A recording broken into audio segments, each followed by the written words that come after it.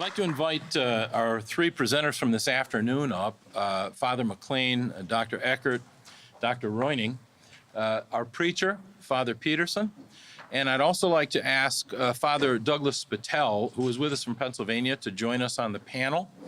And we're going to have 15 or 20 minutes of just free discussion on the topic. Please, gentlemen, just come up and take a chair up front.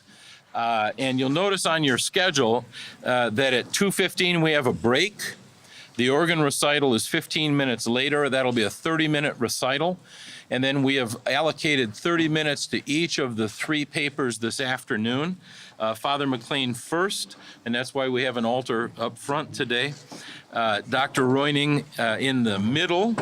And then, as is our custom, Father Eckardt is going to wrap us in the afternoon. So we should have plenty of chairs. I have one more. So go ahead. Yeah, wherever you want, wherever you're comfortable. And Father Eckardt, I'll just pass the mic if you don't mind. Father Eckardt had a couple of questions that we weren't able to address, and I thought perhaps we could start with one or two of his questions, and then each of the members of the panel could respond. So Gene has given us a long mic cord. Thank you, Gene. And Father Eckardt, we have about 25 minutes.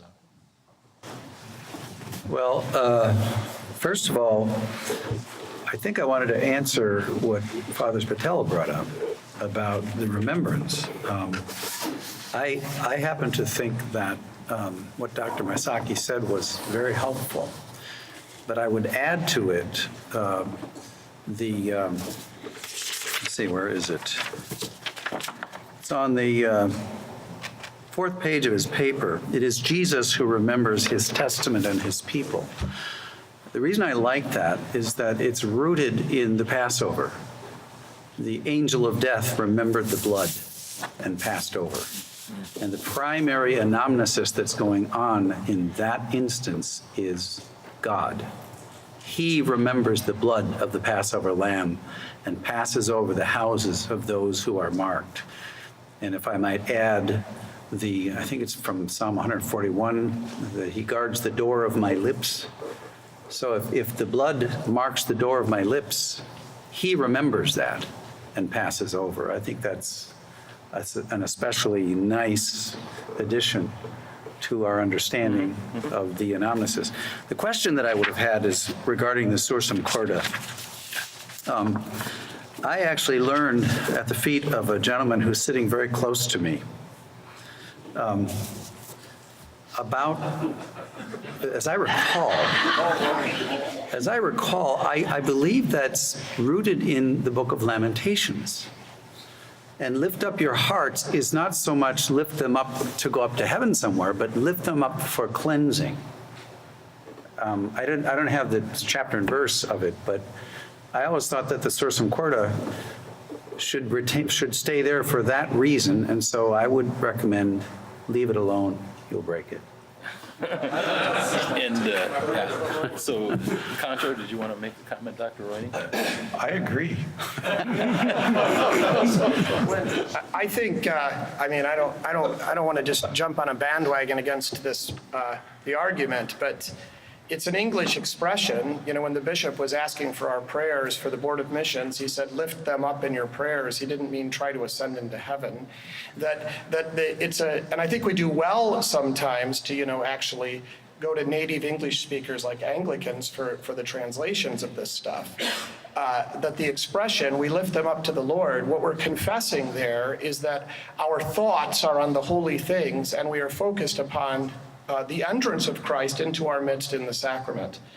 And so to monkey with that and to come up with a novel thing to sort of twist this thing around so that we avoid, all appearances of synergism is a dangerous procedure. We need to submit to what's been handed to us, I think, in these things and learn to understand them as they've been given rather than coming with kind of a very, it could be possible, and I know he wasn't advocating actually changing the words. I didn't hear him say that, but we need to take the words as they come. I was a little bit, I would love to have asked him, but I don't want to, the imperative is to the people. It is a second person. That's, there is a reality. And of course, in Luther, in the Small Catechism, he doesn't quote 1 Corinthians 11. He quotes the conflagration. He quotes a liturgical text, which is all of the accounts, which of course includes the eating and these things. And Jesus isn't telling himself to do the eating or the drinking. And so I think it's a little broader and a little more complicated in some sense. And while it could be abused, to be sure, and we should warn against that, I don't think that it is of itself, as it's been given to us, abusive. I guess that's a long response. Yeah. But, sorry. Father McClean, I'll be there in just a sec. The other thing is, Dr. Masaki mentioned the Latin Habemus. Yeah, we have The older liturgies have eichomen sun to curio. Yeah. We have them with the Lord. And I think that response is very significant in our understanding of, lift them up. They're already there. Yeah. Right? Father McClean? Oh, I would just like to say I agree very much with what has been said about this. Just one other observation. It seems to me that when we are reflecting on liturgical texts, also hymns and so forth, I think we have to keep in mind the distinction between straightforward prose and poetry. And I think there's a lot of poetic expression in the liturgy and hymnody. And I do remember when Lutheran worship was published in 1982, one of the things that I found, what's the word for it? Astonishing, that's a nice word. There had been an effort so to cleanse every hymn of the slightest hint, whiff of anything that could be construed as false doctrine, that it really, there were some ridiculous things that came out of that. And I remember writing to the then English district president, George Bornham, and I said, I believe our liturgy and hymnody must have pure doctrine. But I think we have to distinguish between our hymnal and liturgy and say Quenstedt's Theologica Didactica Polemica and Calvin's Systema Locorum Theologicorum. It's not the same thing. So I guess to make a long story short, I think one of the things to consider in reflecting on liturgical language is there is poetry there. There is poetry there. And we can say things in poetry that in just straightforward prose might be, So that's my 2 Father cents. Spittel, would you like to make a comment? Well, just a final point on the do this. First of all, when I walked in the door this morning, I did not know I'd be playing the part of Dr. Masaki on this panel, so I'm completely unprepared. And I'm completely willing to be wrong. But I appreciated also his coming back to the point of the mouth point, the bodily eating. There were 2 things I think are important in this, do this in remembrance of me. First, a dive deep into anamnesis and studying that word. It's clearly not simply a noetic memory, but something participatory. And we get that from the text. Jesus does not say, oh, and by the way, while you're doing this, remember me. But he says, do this in remembrance of me. So it's a participatory anamnesis, remembrance. And so in your studies, in your word studies, a deep dive into that word, I think, is time well spent. Good. Okay. Father, did we exhaust your Oh, you'll never do questions? that. Did you have, I remember you had several. So. I have 1, 2. Oh, very good. I was actually thinking to change the subject just a bit, although it's all the same topic.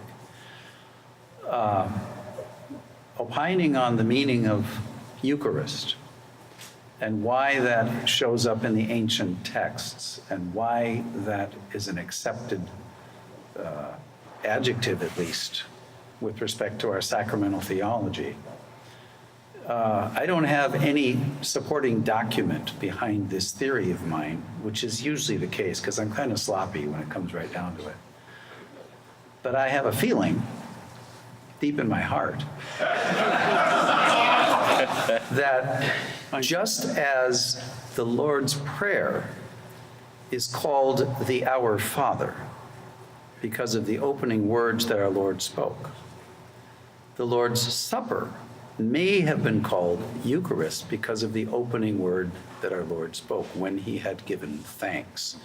So if that's true, then Eucharist is actually referring to what he did first, namely gave thanks.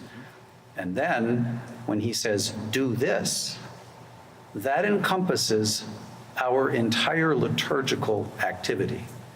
Because do this doesn't mean just say this, it means do what I'm doing, which is why the giving of thanks is an integral part of the liturgical action, because he said, do this. I guess I said more than I meant to, No, but. if you want to pass it to Cantor, and Cantor, did you have Yes, I'm an old man, so you can become immediately suspicious that I'm a Bronze Ager. But get over that. I was taught by a Bronze Ager, and I was confirmed by a pastor that taught me receptionism. I didn't know anything different until I went to Bronxville, and I was accosted by one of my favorite Bronxville professors, Carl Weidman, who was a St. James Society man. And I first learned the notion of something different from receptionism. Carl Weidman authored, I think, the first altar guild book in our circles, the first Missouri Synod man that I think, or I think even Lutheran man, that authored. Now, how far back does that go, Father McClean? 40s? Late 40s. Late 40s, I think so, but this was unheard of that anyone would be even interested in these matters. But he went into instructing the altar guild of what to do with the reliquary. Following the sacrament, and that it should be reverently, and he gave specific instruction about the reverence of the way you treat the elements afterwards. Well, not everyone agreed with him on the faculty at Bronxville. And then I went to the seminary in St. Louis, sorry for that reference, but, and at the seminary in St. Louis, I found that there were some that taught receptionism, and others like Carl Piepkorn, who did not teach receptionism. And then I was called to the seminary in, not immediately after graduation, but in 1968, I was called to the seminary in St. Louis, and St. Louis in Fort Wasar, my goodness sakes, the seminary. And I found the same kind of dichotomy there, some who taught receptionism and others who did not. It was really quite obvious from, and I heard from students who came back to my class and even said publicly in my liturgics class that there happened to be a man, this was in the mid-70s, a man on our faculty who taught that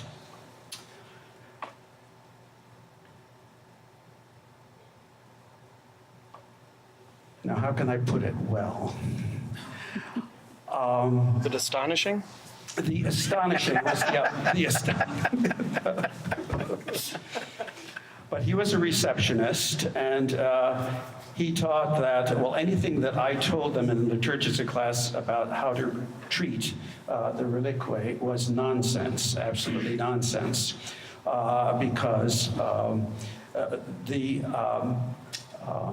effect of the sacrament only occurred when it touched the tongue of the recipient. And he said that He didn't care what you do with the reliquae. He could, and I even hate to say this, but I'm just quoting him, you could flush it down the toilet and it would not be doing anything, wrong or sinful. Well, I disagreed with that in class. And I am just, what I wanted to ask Dr. Masaki is, I loved his association between the mouth and the words of institution there. There was no even inkling of receptionism. And I'm just wondering, I was going to ask him whether there was the same kind of controversy, I was wondering whether there is still that controversy at the seminary, or either seminary, between receptionism and the real presence. And I can't ask him, so you recent graduates, do any professors now teach receptionism? No? I hope not. Yeah, God be praised is right. But I was very grateful there was not even an inkling of that with him, and I was very grateful that he presented it in the way that he did. Open it up to questions if there are for the panel. Otherwise, I'm going to pass it down and let the other members make comments. Father, yes, go ahead. I have John Wellman, no time pastor of anything at the moment, but we'll be going on to an interim in Michigan. I always thought that the Old Testament Passover meal, when it says, "You shall do this forever," which was transgressed greatly in the Old Testament, because in participating in that Passover meal, you were actually part of the people leaving Israel, leaving Egypt. And I thought there was an analogy in the Lord's Supper that when you are, maybe I'm getting the Catholic representation, when you're celebrating the meal, the remembrance is the fact that you're in the remembrance. You're immersed in it at that moment, as the ancient Israelites were in the Passover years after it happened. And I thought that had a timeless quality of the Eucharist as well as the Passover. Dr. Masaki certainly had a comment to that effect when he talked about the entire action. Did anybody want to address that point? Well, I'll respond to that. Yeah, go ahead. So the Hebrew word zakar means to proclaim. So a remembrance is not done noetically in the brain alone, but it's spoken of, right? You remember your grandmother by telling her stories to your children. I think that there is a fullness and a richness to what God gives that we do a violence to if we insist upon one exact narrow thing. This forgives sins. I mean, God be praised, absolutely. But there is a great, more going on here. And I'm not sure that we do a lot of good if we start saying, well, the most important thing, and creating a hierarchy of what God gives in this. In the vocabulary of the confessions, I don't think that the terminology, the Lord's Supper, ever occurs. Of course, the terminology of Luther in the catechisms is the sacrament of the altar. I mean, sacrament's actually a terrible word that's not in the Bible, that's created a lot of confusion, but it's what we've inherited, and so it's just the terminology we use. I know that also communion is used as a reference to the Lord's, or to whatever we're going to call it. So I think that in all of these things, we don't need to be so legalistic and narrow as to get this down. There is a fullness of what God is bestowing upon us in this. That doesn't need to be. So the reality of the participation, of the communion, of the thanksgiving, and there's a fluidity between oi logetas and Eucharisto, right? Because one evangelist says blessed and the other says. So, I mean, there's a fullness here that I don't think we have to delineate, exactly in a very narrow way. And for my part, at least, I think that it's good to ask some of these questions and to consider some of these things, even theories and so forth, because it helps us see how to nuance this. And I wouldn't want to shut down the conversation. So admittedly, there are stupid questions and there are evil questions. Can God make a rock so big he can't lift it?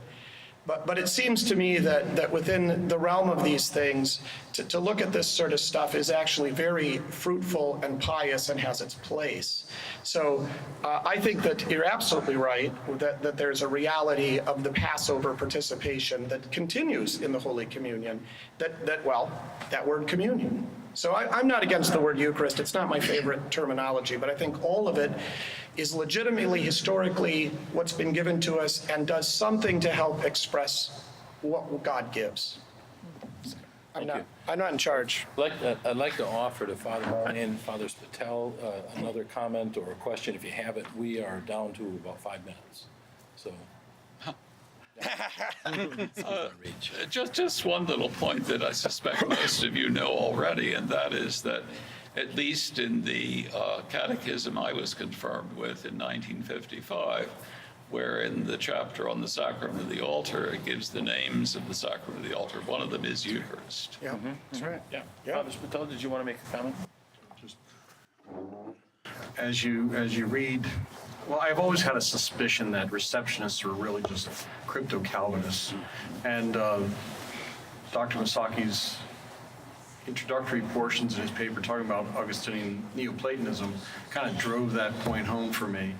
I can even see in some of his writings there where Augustine is saying, look inward to find the inner light. Man, it sounds like his old Manichaean days. The lesson to learn for us here is let's not be too Western. I say that guardedly, but let's not just be Augustinians. Let's read all the fathers, read the Cappadocian fathers, read a broad range of the fathers, and read your Lutheran theology, and that should cure that problem. No, thank you. Yeah, read the Book of Concord. I thank the members of the panel and those who are going to present this afternoon.